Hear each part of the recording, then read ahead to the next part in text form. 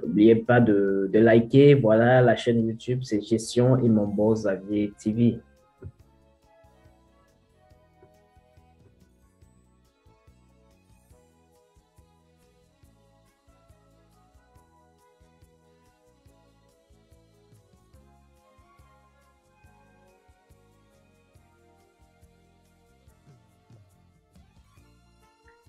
Bien. Rappelons déjà la formule. Bon, déjà que dans notre précédente séance, la séance 2, nous avons illustré toutes les formules possibles liées au coût complet. Bon, ici, nous allons simplement rappeler le coût d'achat est égal au prix d'achat plus les frais accessoires.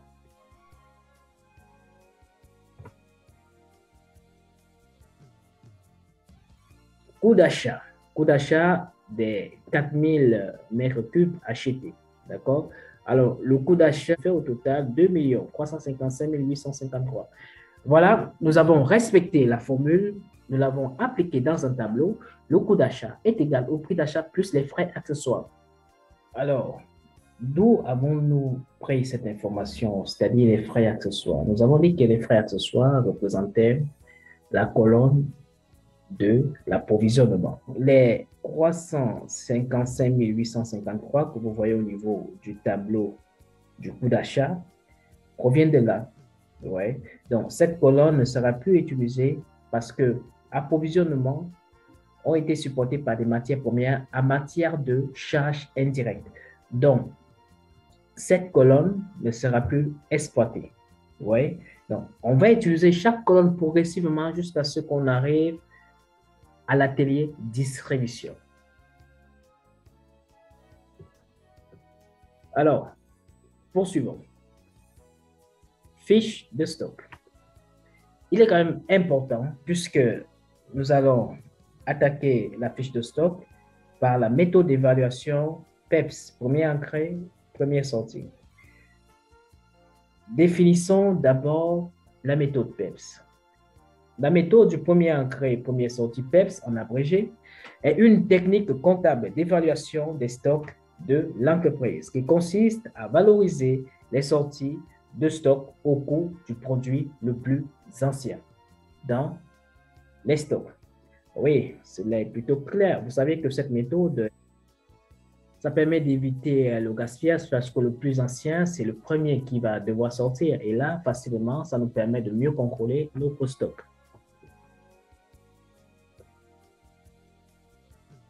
Fiche de stock. Alors, nous avons pris un tableau simple. Hein, voilà, vous, un tableau simple à deux parties, si vous avez des entrées et si vous avez des sorties. Voilà, et dans chaque partie, vous avez simplement 4 colonnes.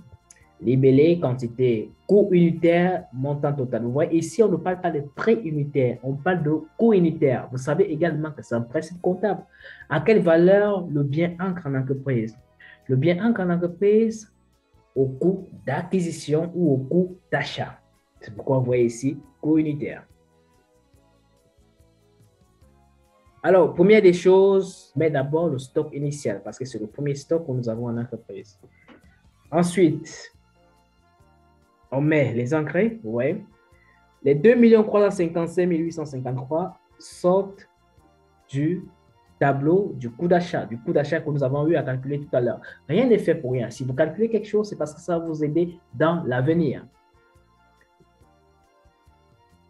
Conso, nous sommes dans la méthode PEPS. Ça voudrait dire quoi?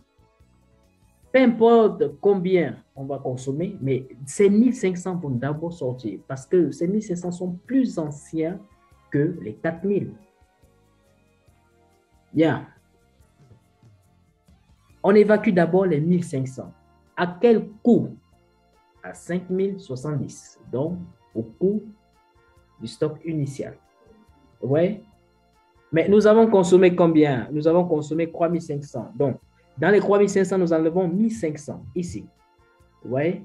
Maintenant, il nous reste combien pour atteindre la consommation? Il nous reste 2000. Alors, les 2000, à quelle valeur? Au coût d'achat, 589. Vous voyez, en fait, la méthode PEPS, comme la définition le dit, c'est le premier qui entre, c'est le premier qui sort. Donc, c'est le plus ancien qui sort d'abord. Donc, il ne faut pas mélanger les choses. On a consommé 3500, d'accord. Mais comment est-ce qu'on va identifier les 3500? Nous avons un lot de 1500 ici qui va d'abord sortir. Ensuite, nous allons compléter avec les engrais pour atteindre les 3500. C'est pourquoi vous voyez ces consommations. 1500, 2000, ça fait 3500. Effectivement, les coûts sont respectés. 570 parce que les 1500, le coût unitaire est de 570. Les 2000, le coût unitaire est de 589.